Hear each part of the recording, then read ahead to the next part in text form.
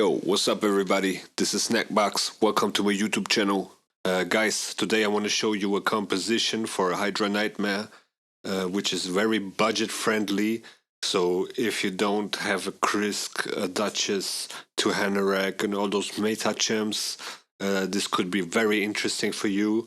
I have to give credit to Wargon, which came up with this idea and pretty much helped me a lot with this rotation because I don't have a Siphi, I don't have Krisk, I don't have Tuhanarak, so it's very hard for me to compete in Hydra Nightmare. But this composition made it work for me, and I think a lot of you guys are in the same situation. So this could be very helpful for a lot of you guys. And yeah, this composition, this team can actually one-key it. Wargon did one-key Hydra Nightmare with this team. That's what got my attention, and I really want to show you guys how he did it, what his idea was, which sets he used, which gear he used.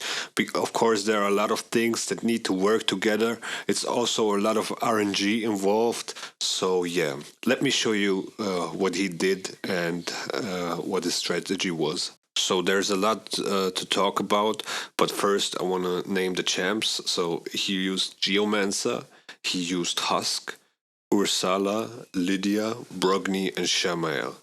Awesome, right? So no Krisk, no Duchess, no Siphi, no Tuhanarak, none of those crazy void legendaries. Lydia, you get Infection Wars, Brogni was a fusion. Two legendary void epics. They're quite easy to get.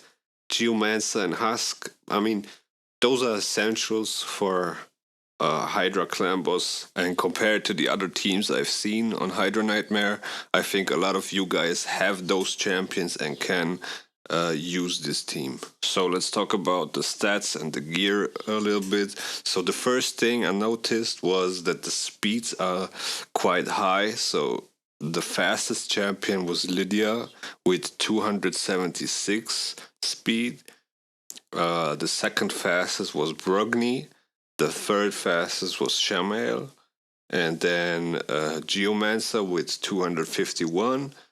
Husk with 235. And Ursala was actually the slowest one. So yeah, the speeds are quite high. And another thing I've noticed very early is he built Ursala, Lydia, Brogni, and Shamael with high resistance. But he also wanted to keep a decent amount of accuracy on Ursala to hit the attack down, and of course on Lydia to hit the death down and weaken to push the damage. So with Geomancer, all he cared about was the accuracy. He didn't bother the resistance at all, because Geomancer would get a lot of extra turns anyway from Shamael's passive, and so he would lose the buffs anyway and not be targeted by Mischief. He tried to do the same thing with Husk in a Relentless set to get more extra turns and lose the buffs so it doesn't get stripped by Mischief, which can really mess up the run. So another thing you might notice is he doesn't even use a healer in this composition. The only source of heal is the Shield of Brogni, which has a 3-turn cooldown, so it's not very consistent. So to compensate that heal, he needed to use regeneration sets and immortal sets, and the only champion that has no self-heal is Lydia. So as you can see, the stat requirements are pretty high, especially with the regeneration set, because it's a 4-piece set and it doesn't really leave room for perception or resistance set. You can only use one additional set. And yeah, to get the high resistance or high accuracy is not really easy, because you also try to maintain a decent amount of HP and defense. You want around 2.5 defense and around 60 to 70k HP, and even more on Brogni to get a better shield. I also suggest you to maximize the masteries. As you can see, some of his champs are not even maxed on masteries, and even Brogni is missing a book, probably on A1, which is not really a problem, but as you can see, all the other champs are fully booked.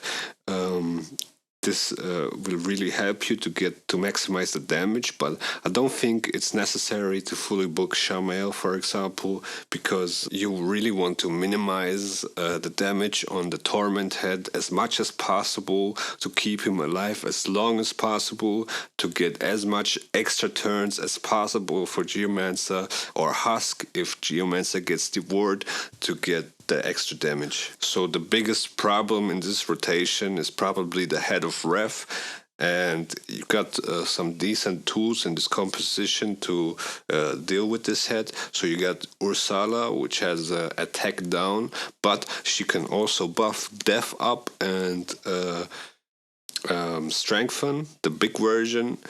This skill is normally a revive, but you can also use it to minimize the damage you will get from the Head of Ref, especially when he's like close to 15 stacks and his turn meter is quite full. So this can really mess up your run. You also have the Shield of Brogni, which you have to use to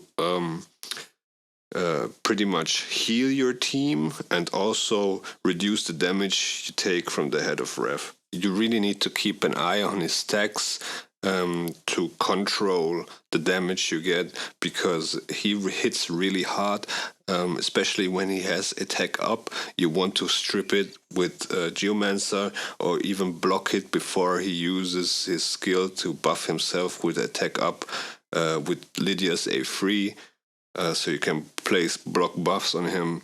So you really need to play around a little bit, not always hit the Head of Torment, also hit the Head of Ref, so when he gets the 15th stack, he will actually hit you. But when this happens, you really want to make sure that your shield is up or the attack down of Ursala is placed on the Head of Ref, or anything that can protect you from the damage.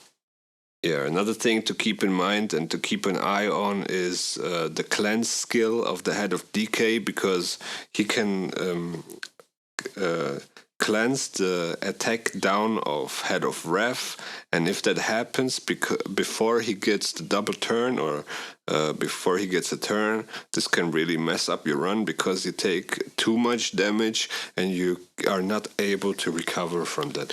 So once you manage to kill 2 or 3 heads, you really need the Torment heads to respawn to keep the composition flow working, because it's a Shamael team and this really relies on his passive and the boost of Geomancer or Husk to maximize the damage output. And without the Torment Head, the Inquisitor Shamael is really useless and this composition is not working as it's supposed to be. So the key is to get a feeling when to hit Torment and when to hit the Head of Ref. And you also want to make sure that the Torment Head is always the one with the lowest HP, so he gets always shielded by the Head of DK, and that way he survives longer and you can abuse the passive of Shamael for a longer time. You also need to control the Head of Ref damage with your attack down and your shield and your buffs, and yeah, that's pretty much it. So I've built the same team. I tried to hit the same stats, but I couldn't do it because the speeds are really high, especially with regeneration sets. I wasn't able to do so. I'm using my best gear here, so it was not easy for me to hit those stats that he was using. But for me personally, this is the best key I've done so far in this rotation. So this was already an improvement. And I think when I tweak it a little bit more and improve it, I will be able to one key it too.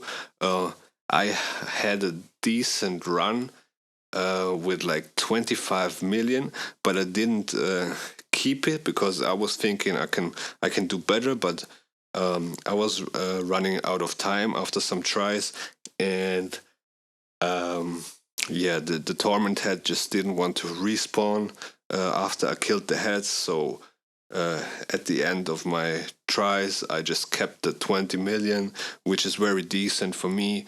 And next week I'll try again and hopefully one key it. So yeah, that's basically it. I think I've covered all the important things. So now it's your turn to build this team and try it for yourself. I hope this will help you to deal with Hydra Nightmare. Thank you for watching. Thanks again to Wargon for sharing this amazing composition and allowing me to show it to you. With that being said, have fun and see ya later.